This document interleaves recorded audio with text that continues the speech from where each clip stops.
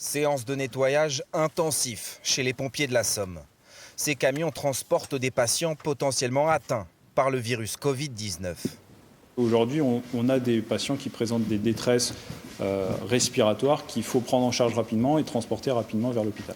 Ces pompiers viennent soulager les ambulances du SAMU déjà fortement mises à contribution. Une dizaine d'interventions pour des cas suspects chaque jour dans ce département.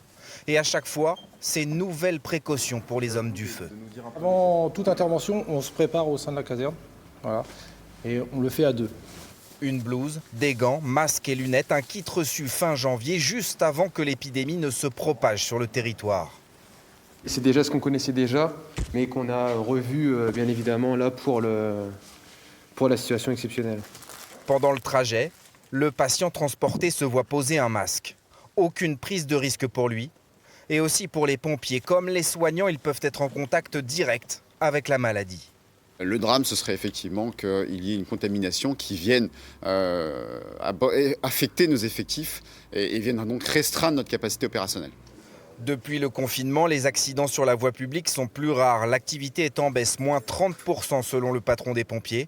Mais le nombre d'interventions pourrait bondir avec la propagation du virus. Pour l'anticiper, depuis plusieurs jours, une cellule Covid-19 est activée ici. On a un retour sur l'activité quotidienne des sapeurs-pompiers. On réfléchit sur comment s'améliorer, comment apporter une réponse combinée avec tous les acteurs qui sont concernés par cette crise. Et les pompiers peuvent aussi compter sur leurs volontaires. Les appels affluent, ils sont une centaine au moins à se dire disponibles, prêts à rendre service.